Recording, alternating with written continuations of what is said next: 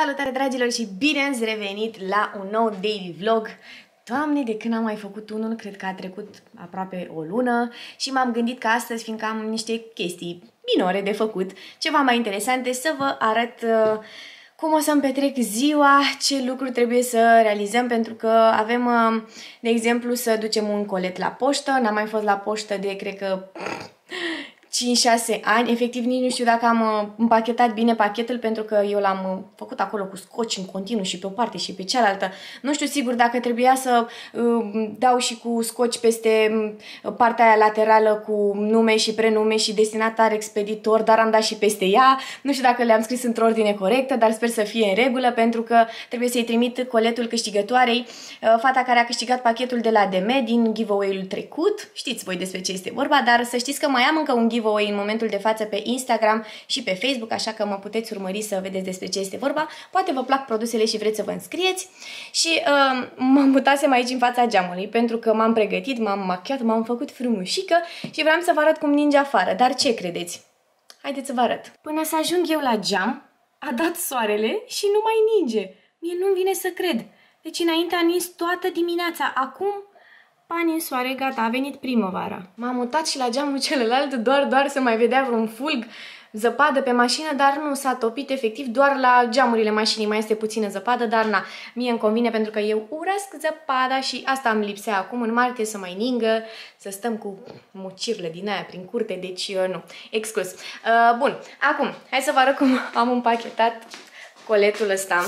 Doamne, ce am făcut aici, dezastru pe masă.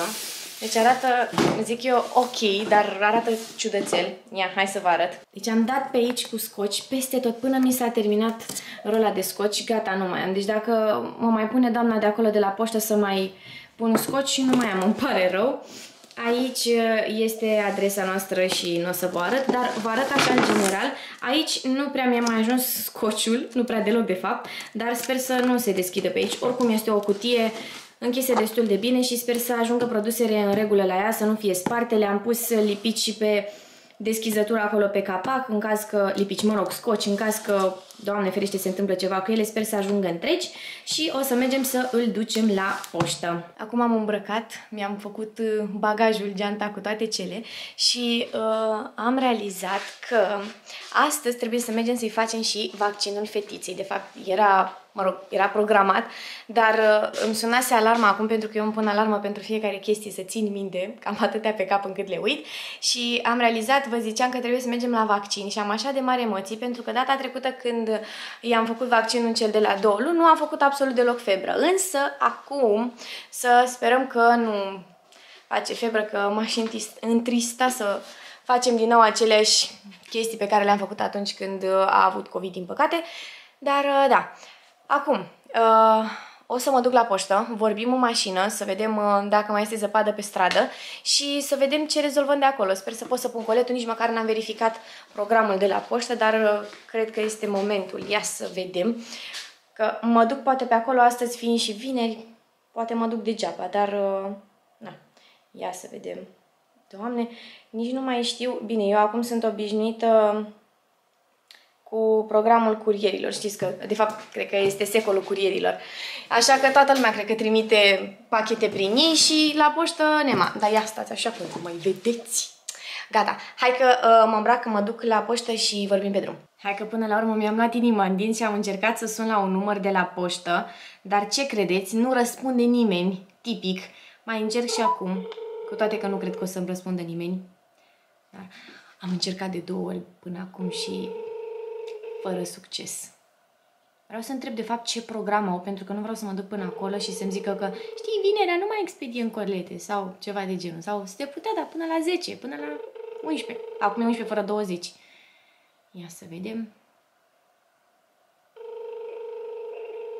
Da, tipic. Deci, probabil va trebui să mă duc acolo fără să știu ce program au, dar hai să mergem, că și așa nu mai e zăpadă afară și am un chef de ieșit de nu mai pot. Am o tentativă de a pune camera aici în bord, să văd dacă stă. Am mai încercat încă o dată, dar a căzut buf direct. Mă și mir că nu s-a spart bine, a căzut pe aici printre scaune, dar na. Cred că o să-mi cumpăr trepied din asta special pentru cameră. Uite, acum o să iau o curbă și nu știu dacă o să reziste. Rezistă? S-a strâmbat puțin. Nu, deci este clar, va fi un fail total dacă o să continui să filmez așa. Dar mă gândeam să mai vorbesc cu voi până ajung la poștă. Nici nu văd dacă sunt în focus sau nu. Gata, am mutat-o câtuși de puțin.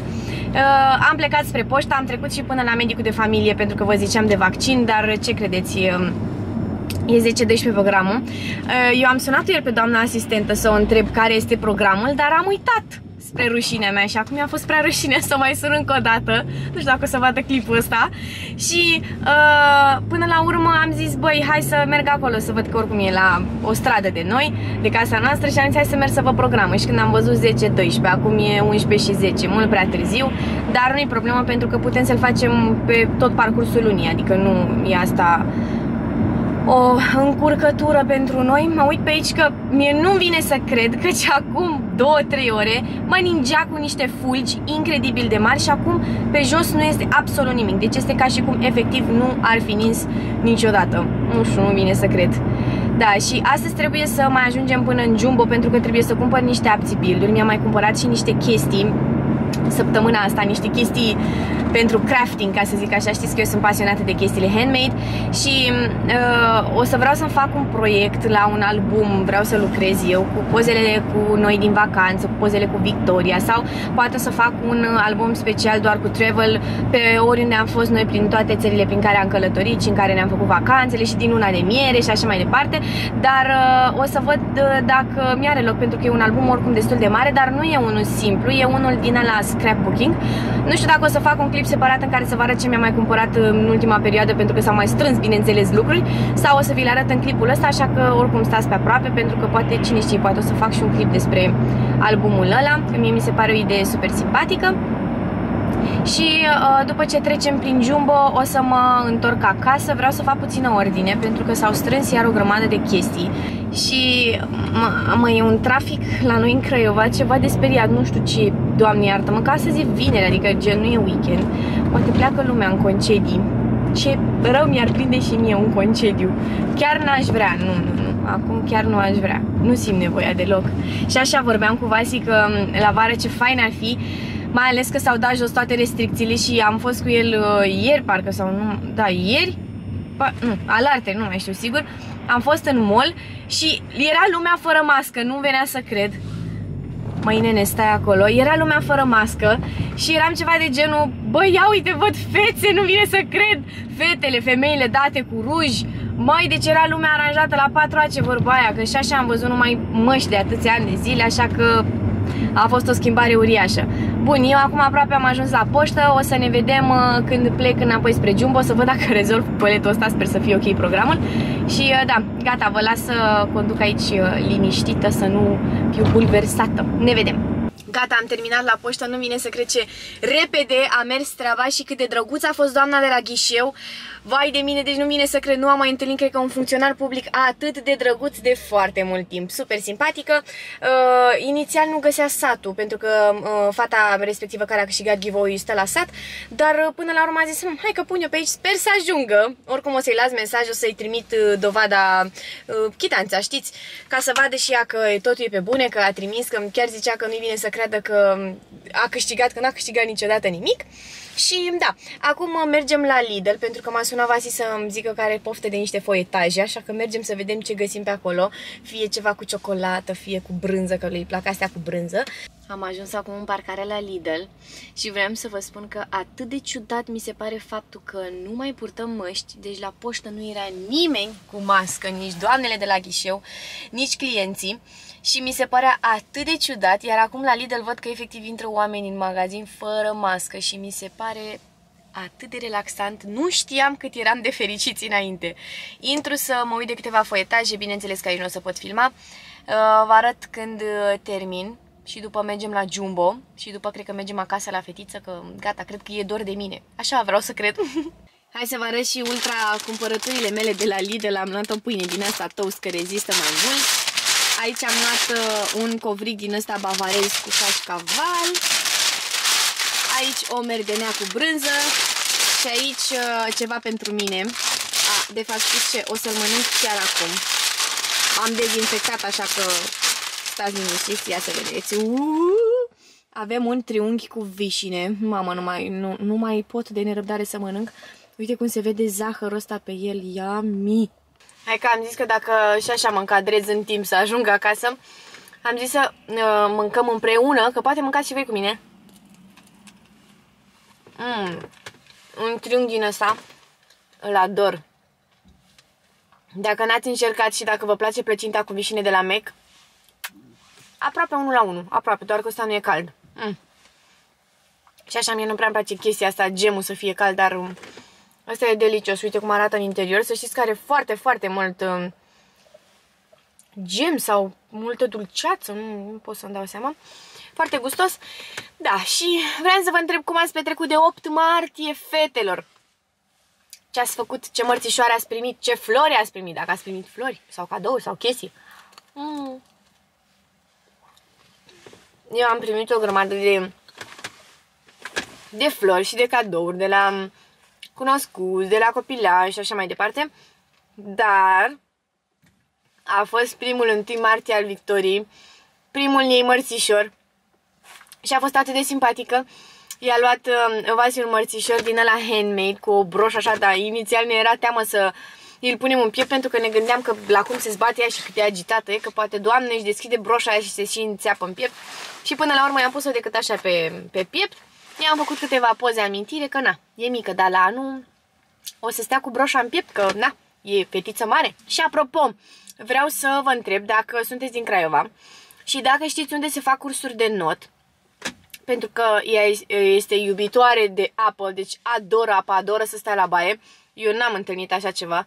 Efectiv plânge când o scos din apă. Așa că ne-am gândit să o ducem în not, pentru că îi dezvoltă și musculatura și crește și îi și place. Dar vrem să așteptăm puțin pentru că mi-e un pic teamă, mai ales că a avut și COVID și chestii, să nu răcească și apa să fie un pic mai rece acolo, că na, nu e ca în cadă e foarte, foarte caldă. Și știu că se face la Leamna, dacă nu mă înșel, pe lângă noi, pe aici, pe lângă Craiova. Așa că dacă știți o altă zonă în Craiova care să fie în Craiova, mai aproape de noi totuși, scrieți-mi în comentarii, pentru că chiar vreau să o ducem, dar cred că ziceam noi prin mai. Vă las să termin și eu triunghiul ăsta, care de fapt nu mai e triunghi acum, și ne vedem după ce... De fapt, știți ce? Ne vedem în Jumbo. Da, să vă mai arăt ce chestii mai sunt pe aici, pentru că au băgat chestii de Paște. Hai, termine mâncat și ne vedem în Jumbo.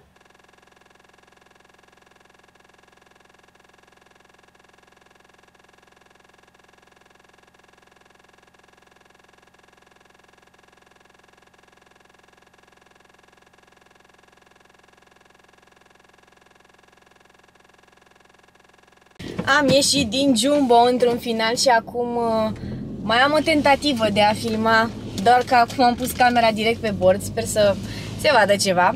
Haideți să vă povestesc ce am văzut pe aici, pentru că n-am mai fost în Jumbo de Doamne, nici eu nu mai știu. Eu care obișnuiam să merg înainte super des, acum merg destul de rar pentru că nu am timp.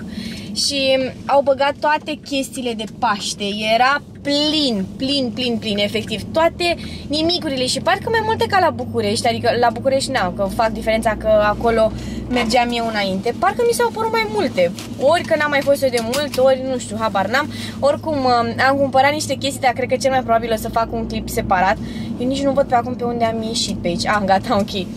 O să fac un clip separat pentru că s-au strâns destul de multe chestii, nu doar din Jumbo și din alte magazine.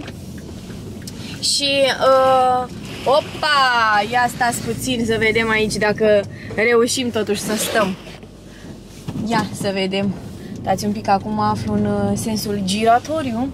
Și spuneți-mi dacă la voi a fost nebunia cu benzina și cu motorina. Spuneți-mi, vă rog, pentru că la noi ce a fost aici erau la benzinării cozi de cred că 100-150 de mașini seara, cel puțin fix în momentul ăla în care se anunța că wow, se ajunge litru de benzină la 25 de lei și așa mai departe, așa că toată Craiova s-a grăbit să bage benzină, printre care și noi, de ce să nu spunem adevărul, am făcut și noi plinul și a fost interesant pentru că a doua zi, ghiciți ce, s-a ieftinit la loc, așa că doar ne-am ambalat și am pierdut, cred că, nu știu, cred că vreo 50, 40, 50 de lei, mă rog, la schimbul ăsta, pentru că na, se ieftinise. Dar asta e. acum mergem acasă, deci am cumpărat și din Lidl și din Jumbo, am pus coletul. Acasă vreau să mănânc ceva pentru că sunt moartă de foame, chiar dacă am mâncat doar chestia aia, foietajul ăla.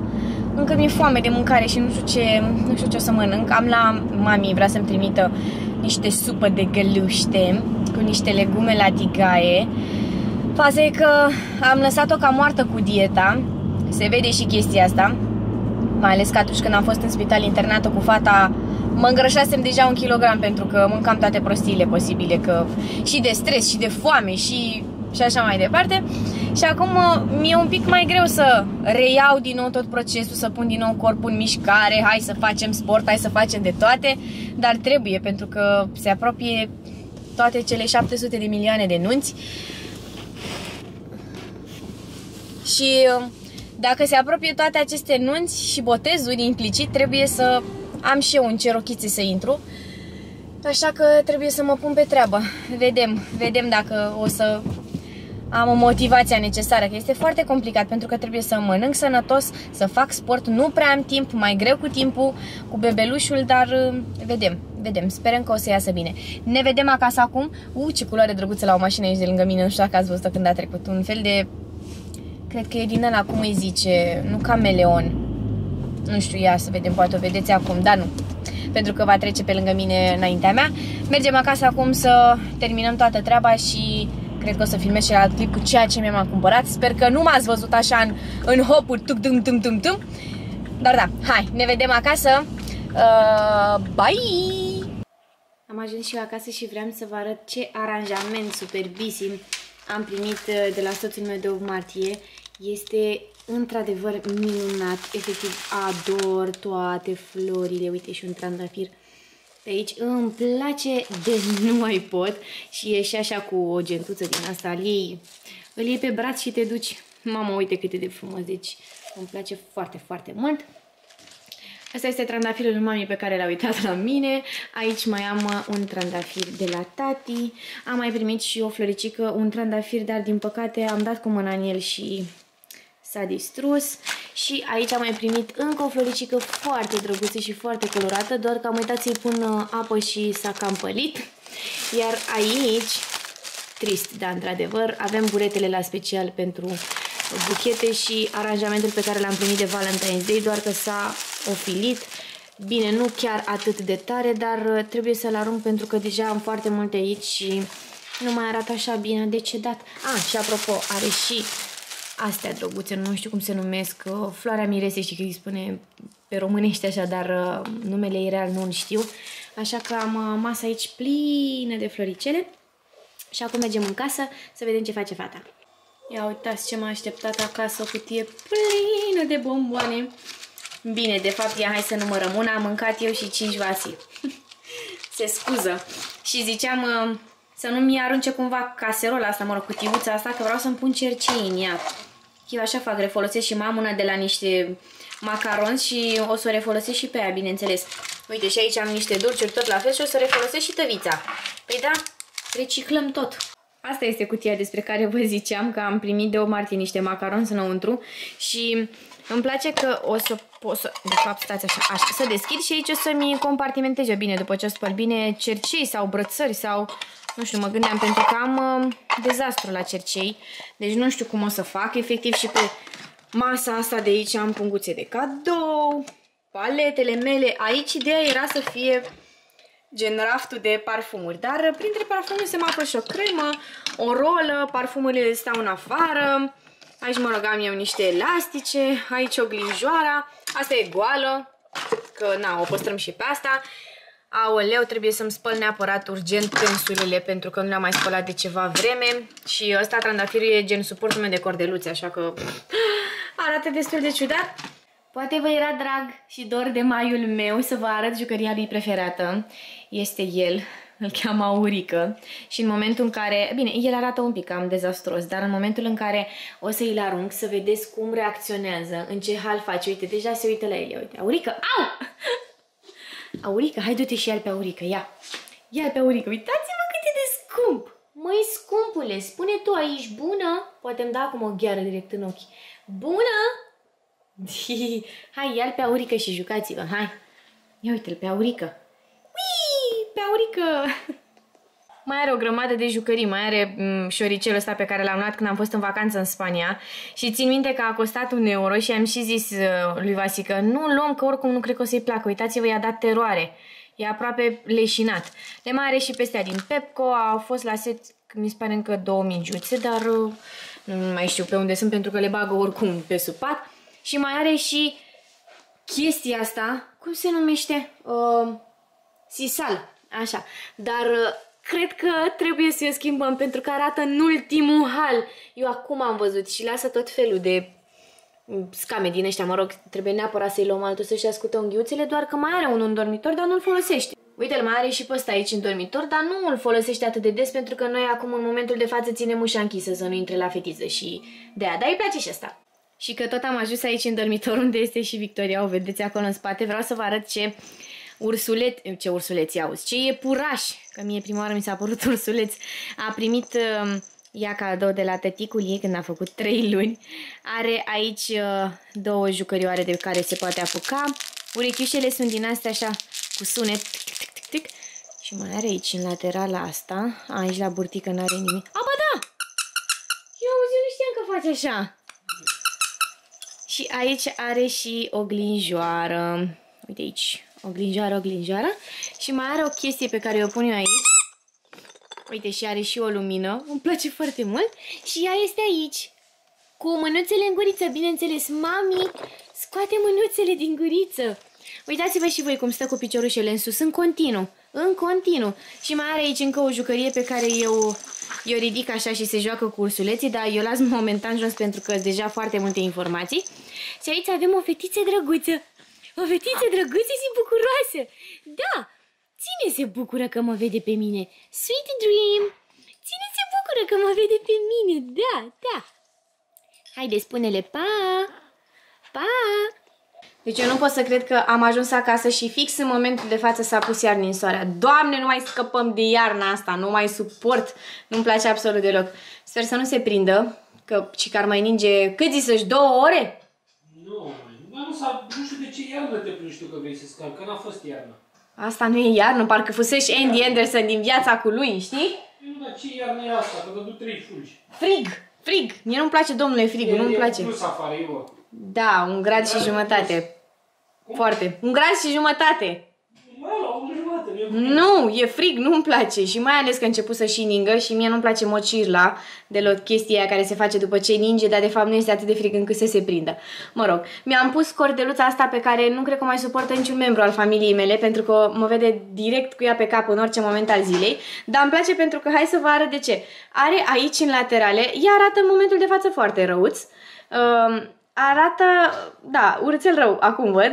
Are partea asta de burețel și nu mă doare capul de la ea, pentru că în momentul în care îmi pun cordeluță pe cap, mă strânge aici după urechi și o port foarte mult să nu-mi intre părul în față și mă doare capul de nu mai pot. Așa că o port pe asta, chiar dacă este cu... domne, trebuie să fac o recapitulare la animale, la tigrișor, că iar zise ursulețe, puraș și mai departe. Acum, cred că daily vlogul de astăzi se va încheia pentru că trebuie să ajung într-o altă parte, trebuie să mă duc până la mami să iau niște mâncare, așa că nu o să mai am timp să mai și editez, să mai și postez și așa mai departe. Și ne vedem marți cu un nou clip, sper să pot să-l filmez ceea ce mi-am propus eu, este ceva legat de... mâncărică, iam. Ne vedem pe Facebook și pe Instagram, vă doresc un weekend cât mai plăcut, să vă relaxați, poate la voi nu ninge, că la mine văd că încă ninge. Și ne vedem, vă pupucesc și vă îmbrățișez. Mua!